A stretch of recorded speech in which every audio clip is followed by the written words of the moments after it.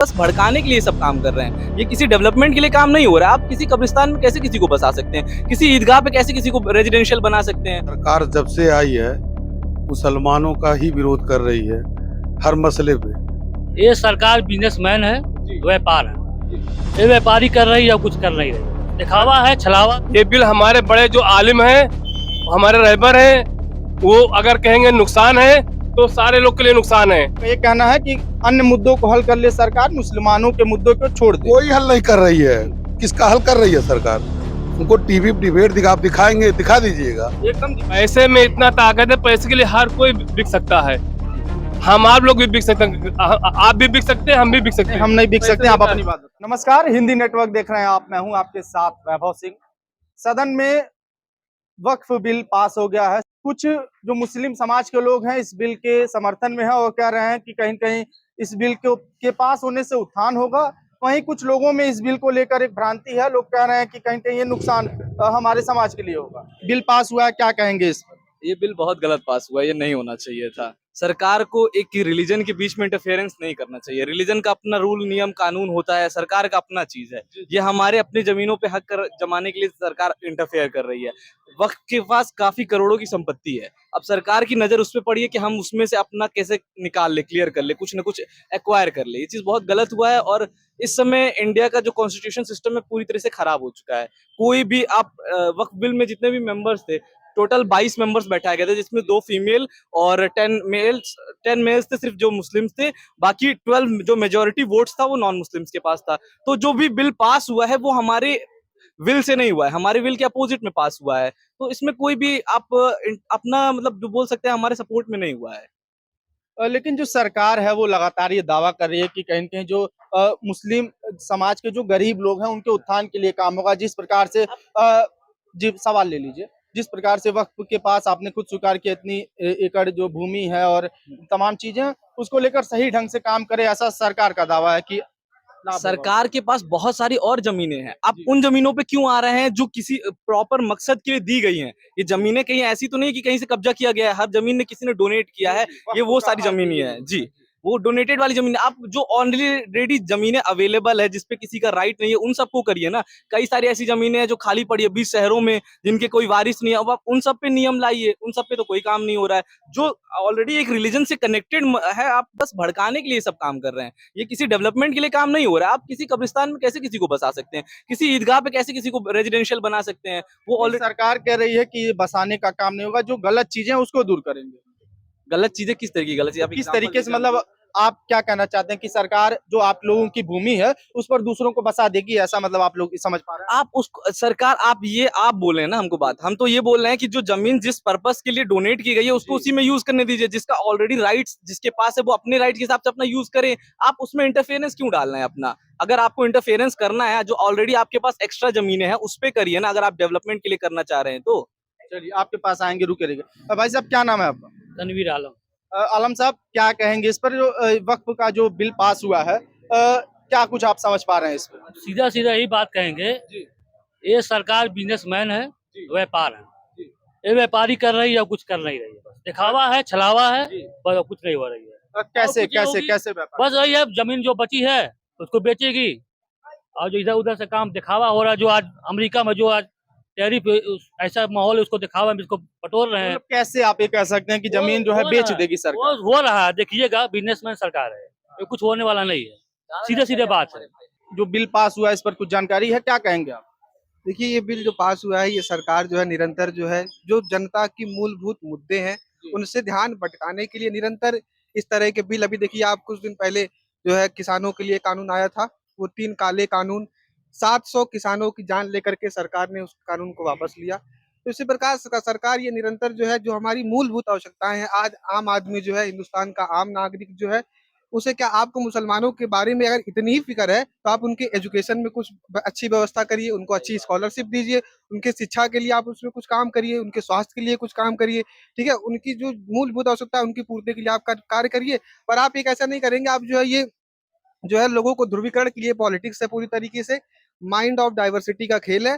हमको मूल मुद्दों से हटका करके हमारा ध्यान जो है कभी 377 की तरफ लेके जाया जाता है, कभी 3 तलाक की तरफ लेके जाया जाता है और उनको भी पता है कि एक जो है लेकिन मैं आपको रोकूंगा, सरकार ये भी कह रही, जो सरकार के लोग हैं, जो सदन में जब चर्चा हुई तो लोग कह रहे हैं कि जैसे पहले 3 तलाक और 370 का जब कानून बना, तब जिस प्रकार से लोगों में जानकारी का अभाव था या फिर सरकार के प्रति नाराजगी थी, जैसे विरोध हुआ, उसी वही वाला चीज ये हो रहा है। बाद में जब लोग समझेंगे तब इस बिल का भी लोग समर्थन करेंगे। सरकार का ऐसा कहना नहीं है। तो आप समझाइए ना, आप समझाने में ही सफल नहीं है।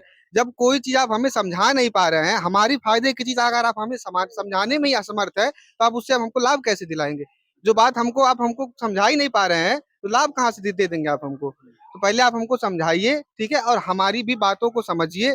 जो लोग कह रहे हैं, मुस्लिम कौम के जो बड़े लोग हैं, जो अच्छे पदों पे हैं, जिनकी बातें जो है सुननी चाहिए, लेकिन उनकी मुस्लिम विचारों को कौम भी के सुनें। कुछ ऐसे भी लोग हैं, बड़े पदों पर बैठे लोग हैं, बड़ी संख्या में भी लोग कह सकते हैं, जो इस बिल के समर्थन में और कह रहे हैं कि हमारे हित के लिए काम होगा। नहीं वो ठीक है, देखिए बहुत सारे लोग हैं, अपनी अपनी व्यक्तिगत सबकी विचारधाराएं हैं, ठीक है। हमारे हिसाब से जो है, मैं युवा हूँ, पॉलिटिकल साइंस का छात्र हूँ, ठीक है। हमारे भाई बीटेक करके खड़े हैं, सरकार इनको रोजगार कैसे देगी, हमारे लिए असल मुद्दा ये है। विकास के लिए जी। सरकार नहीं काम कर रही है, सिर्फ धर्म के लिए काम कर रही है। हिंदू मुसलमान, मंदिर मस्जिद, हिंदुस्तान पाकिस्तान और विकास के ऊपर सरकार ध्यान नहीं दे रही। जिससे देश के सारे नागरिक को फायदा होगा, उसके ऊपर जरा सा भी ध्यान नहीं दे रही सरकार। ये बिल कैसे आप लोग के लिए नुकसानदायक है, जरा इसको समझाइए। ये बिल हमारे बड़े जो आलिम हैं, हमारे रहबर हैं, वो अगर कहेंगे नुकसान है तो सारे लोग के लिए नुकसान है।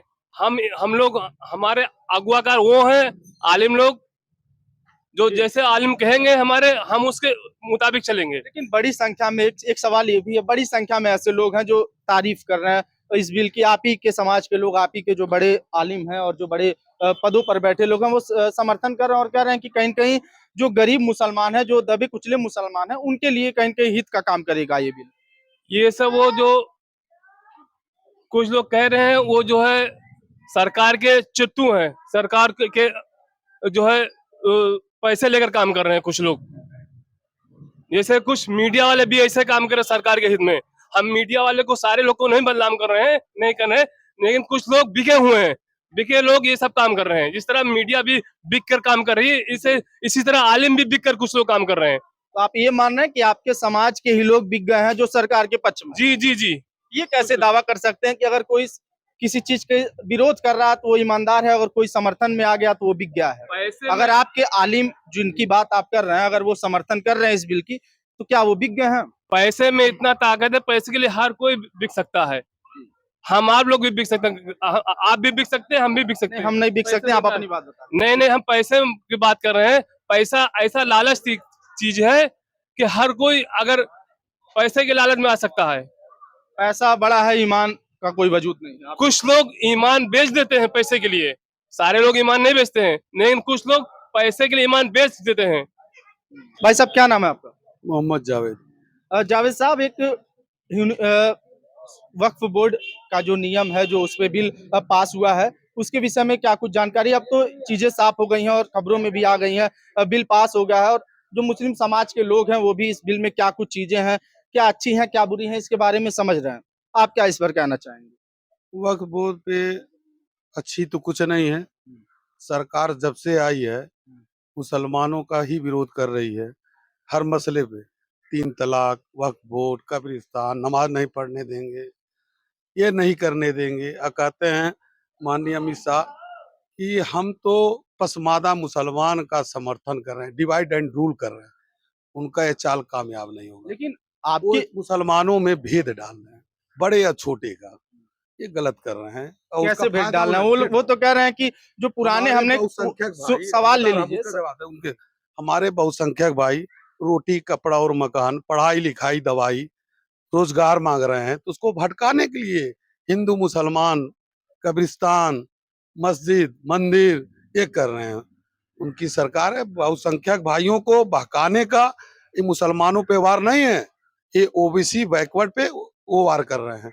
नहीं, ये बिल कैसे नुकसानदायक है, इसको एकदम समझाइए। नुकसानदायक कैसे, है। मतलब आप क्या, बता- थोड़ा सा कुछ बताइए। आप ये बताइए, तमाम मसले हैं हमारे बहुसंख्यक भाई का, पीडीए का, ओबीसी का, ये सब मैटर हल करें, मुसलमानों के लिए हल करने के लिए आए हैं। नहीं, मुसलमानों मुसलमानों का विरोध करके तो आए हैं।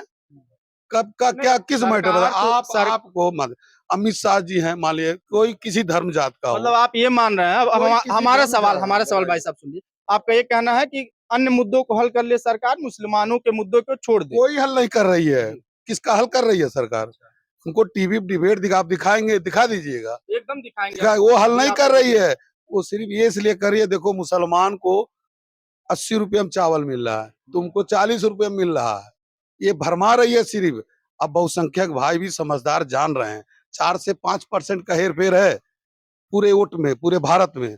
यही 5% समझ गए तो इनका खटिया खड़ी बिस्तरा गोल लेकिन होना तय है। आपके समाज के ही बड़ी संख्या में मुस्लिम बिरादरी के ऐसे लोग हैं जो बिल के समर्थन में भी है और कह रहे हैं बड़ा बेहतर काम हो रहा है। हम बता रहे हैं ना, ऐसे तमाम घटनाएं हुए हैं कि निकाब पहन के इनके मीटिंग में मतलब दूसरे जातियों को निकाब पहना के अपना डिबेट करा रहे हैं, टोपी लगवा के। सरकार की वो हाँ, आइडेंटिटी कार्ड कर दिखाइए आप। आज अगर जा रहे हैं डिबेट लेके तो उनका आधार कार्ड दिखाइए। 99 100% कोई नहीं इस पे सहमत है। आपका क्या नाम है भाई साहब? कलीम इदरीसी। इदरीसी साहब क्या कहेंगे इस पूरे मामले में? पहले तो सरकार अपनी मंशा जाहिर करे, सरकार अपनी मंशा ये जाहिर करे करना क्या चाहती है। वक्फ की जो जमीनें हैं, यहाँ जितने लोग खड़े हैं, क्या ये बता सकते हैं कि मतलब ये सरकार की जमीन है?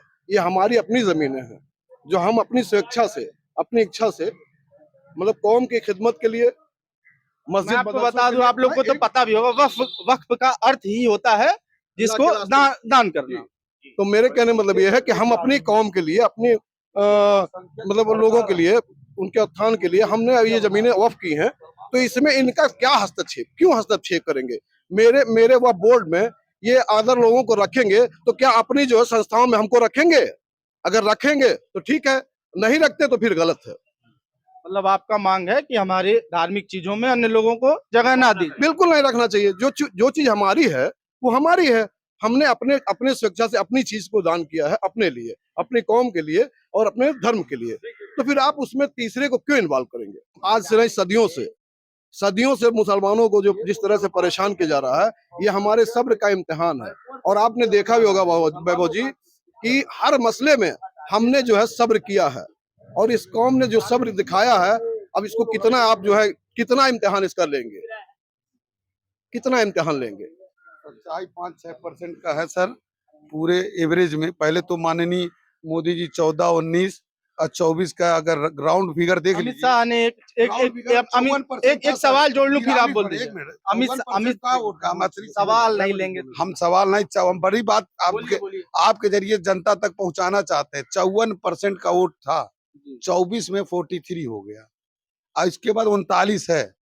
4% का जनता जिस दिन समझ गई इनका सारा खेल खत्म हो जाएगा। जो ये भेदभाव डाल रहे हैं भारत में, एकता का मिसाल हमारा भारत, हिंदू मुस्लिम सिख ईसाई जब से आए हैं, बताइए आप खुद पत्रकार महोदय हैं, किसी मैटर टीवी आप घर जाकर खोलिएगा, बेरोजगारी बात नहीं होगी, महंगाई बात नहीं होगी, किसी भी शिक्षा महंगा 7% अभी बढ़ा दिए, उस पे किताब पे 15 रुपया टोल पे बढ़ा दिए, अभी बढ़ा है, सब सारे चीजें बढ़ रही हैं। अभी उसी दिन जिस दिन वक्त बिल आया है 21% टैरिफ अमेरिका ने भारत पे 26% टैरिफ बढ़ा दी। इस पे चर्चा नहीं होगा। चर्चा हिंदू मुसलमान, ये क्या है? ये हमारे भारत में मुसलमान हैं, भारतीय हैं, किस मुद्दे से ये लोग भटका नहीं रहे हैं।